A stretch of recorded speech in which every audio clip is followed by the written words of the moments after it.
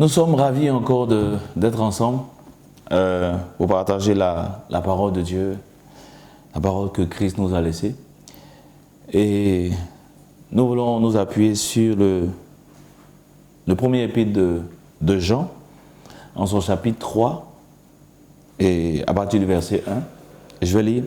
« Voyez quel amour le Père nous a témoigné pour que nous soyons appelés enfants de Dieu, et nous le sommes. Si le monde ne nous connaît pas, c'est qu'il ne l'a pas connu. Bien-aimés, nous sommes maintenant enfants de Dieu, et ce que nous serons n'a pas encore été manifesté. Mais nous savons que lorsque cela sera manifesté, nous serons semblables à lui, parce que nous le verrons tel qu'il est. Quiconque a cette espérance en lui se purifie comme lui-même est pur. Quiconque pêche transgresse la loi, et le péché est la transgression de la loi. Or, vous savez que Jésus-Christ a paru pour ôter les péchés, et il n'y a point de péché en lui. Quiconque demeure en lui ne pêche point. Quiconque pêche ne l'a pas vu et ne l'a pas connu. Petits enfants, que personne ne vous séduise. Celui qui pratique la justice est juste comme lui-même est juste. Celui qui pêche est du diable.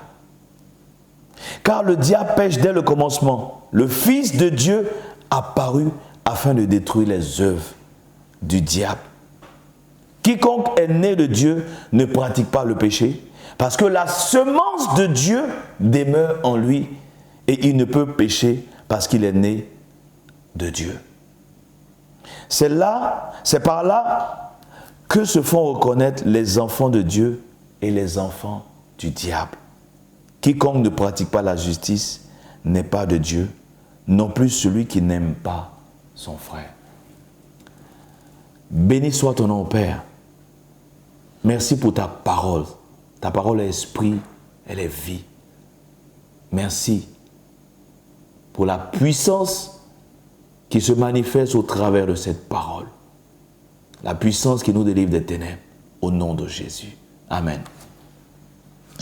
Voici un verset qui nous dit, d'entrée de jeu, qui nous sommes après avoir été rachetés par Jésus-Christ. Il dit, nous sommes enfants de Dieu. Nous sommes enfants de Dieu. Et contrairement à ce que beaucoup ont pensé en s'appuyant sur l'Ancien Testament, les enfants de Dieu ne se distinguent pas parce qu'ils ont une grosse voiture, non. Parce qu'ils ont beaucoup d'argent, non. Les enfants de Dieu se distinguent par leur vie de sainteté, par leur vie de pureté, par leur vie qui de plus en plus les éloigne du péché sous toutes ses formes. C'est ce que Jean nous dit ici. Il dit, nous sommes enfants de Dieu. Et ce que nous serons n'a pas encore été manifesté. Mais nous savons que lorsque cela sera manifesté, nous serons semblables à lui. L'objectif final est semblable à Christ. Parce que nous le verrons tel qu'il est. Il dit, quiconque a cette espérance se purifie comme lui-même est pur.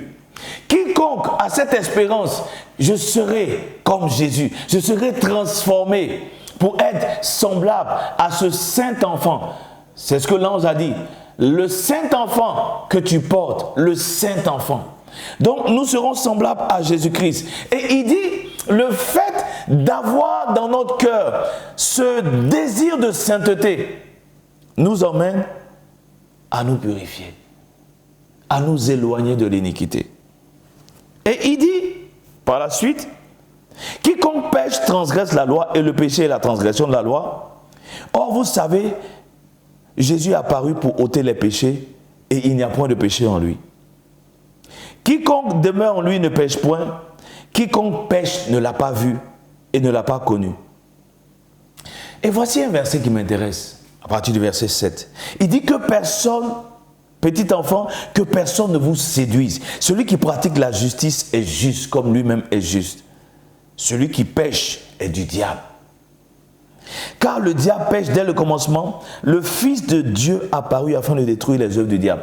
Ce verset a été longtemps utilisé pour dire non, si tu es au chômage, le Fils de Dieu apparut afin de détruire les œuvres du diable. Ici, Jean nous dit clairement, les œuvres du diable, c'est le péché, c'est les œuvres de péché.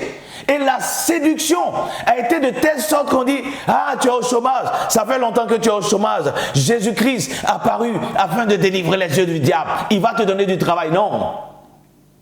Les œuvres du diable, il le dit ici, c'est le péché.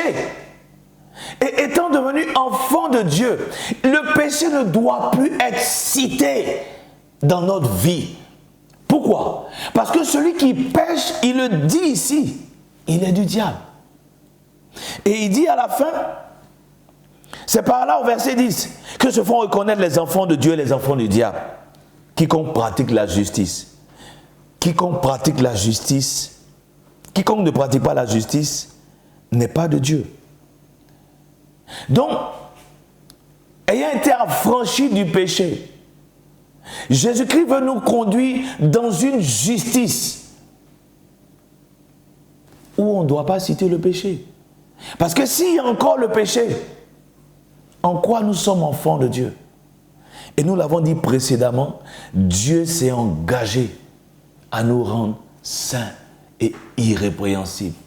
Mais encore, faut-il que nous soyons conscients que s'il y a le péché, que si nous nous adonnons au péché, nous sommes enfants du diable, pas de Dieu.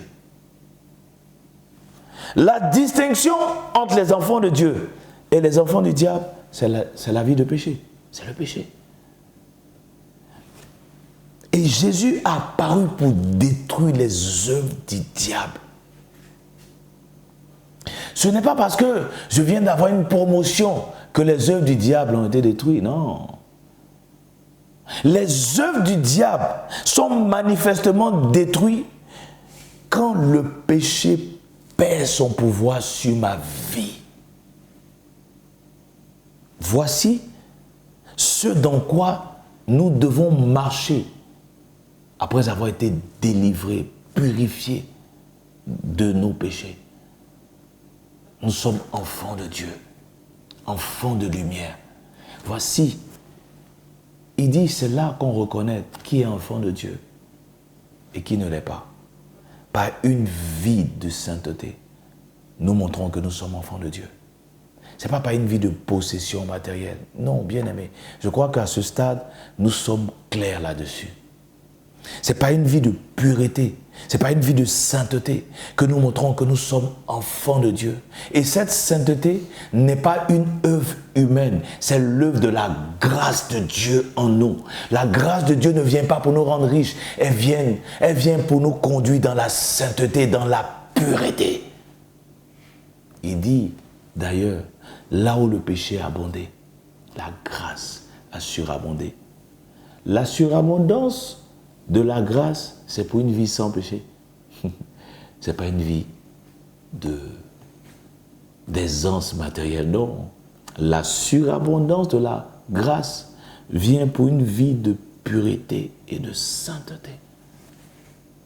Jésus-Christ apparut afin de détruire les œuvres du diable, qui sont le péché. Merci de nous recentrer sur l'essentiel. Père, merci de nous ramener à cette vie de pureté qui montre qu'effectivement les œuvres du diable ont été ôtées, détruites dans notre vie. Nous sommes enfants de Dieu. Nous sommes enfants de Dieu. Et nous te le devons, Père, nous te le devons. Merci encore, au nom de Jésus. Amen.